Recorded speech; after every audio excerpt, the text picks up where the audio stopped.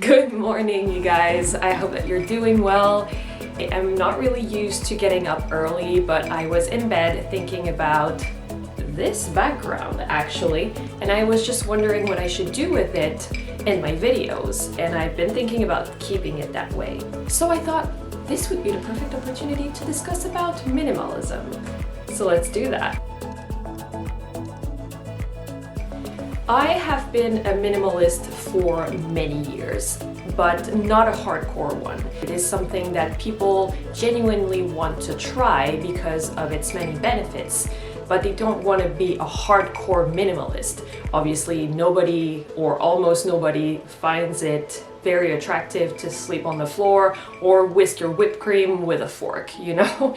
But it doesn't have to be that way. If you've been wondering if minimalism is for you, here are 5 minimalistic tendencies that you may recognize in yourself, and if it's the case, maybe minimalism is for you in a way. One of the tendencies I have is the need to declutter pretty much all the time. It doesn't have to be every day, but over the years, I noticed that every time I enter a room or a place in my house, I just feel like I look around, there is too much in this room. I don't really like what I see. I feel like everything is cluttered. Now, there is a difference between needing to declutter because you've been hoarding for years and you say, well, this is really unacceptable. Things needs to go. Obviously, this is something that pretty much everyone goes through, but the difference is you feel like decluttering a lot more than a normal person, let's say.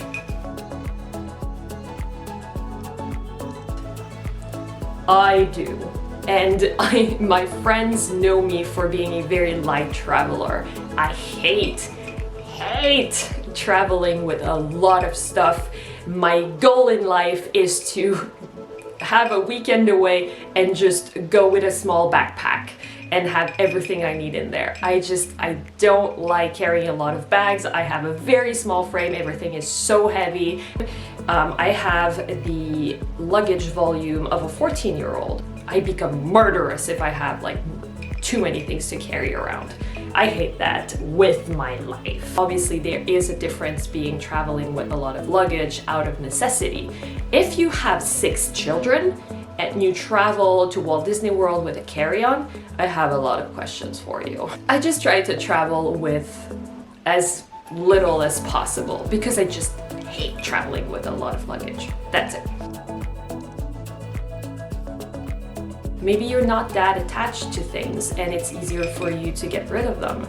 In that case, minimalism may be for you as you really keep exactly what you need and what you really appreciate. You never really feel like buying anything. You have this trigger in your mind where you feel like you can identify what you need. There are items that you want because we're not immune to marketing, obviously, but there are really, really minimal items that you really feel like you want versus being influenced very easily by marketing in general. I'm talking from a personal experience here. There are a few items that I can pinpoint that are literally so old, I think they just started to disintegrate. And I'm not even joking. I have linen that my mom bought me when I was 5 years old. I remember distinctively falling in love with it, and I just cannot get rid of it.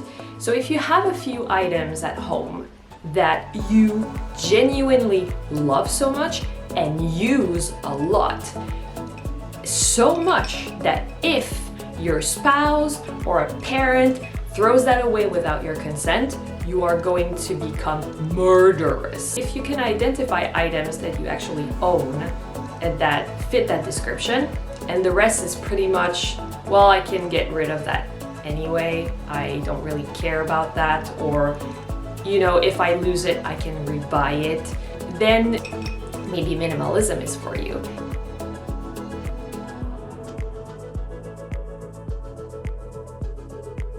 On a final note, it is always a good idea to research what minimalism is. There are many definitions. Minimalism applies to pretty much everything. It is not something, as I said, that you need to be hardcore about. I think it is, in my opinion, best enjoyed by most people when it's applied to your daily life instead of becoming your main way of living. That's how I apply minimalism to my life. I also don't actually own a lot of stuff, and I don't really mind. Even I look at my friends or the people I know and I don't even envy what they have. So it's, if you feel that way on a certain level, maybe minimalism is for you in a way, which can be very positive. All right, it's time for me to head to work. Thank you so much for listening. Thank you so much for being here, and I'll see you in the next one. Bye-bye.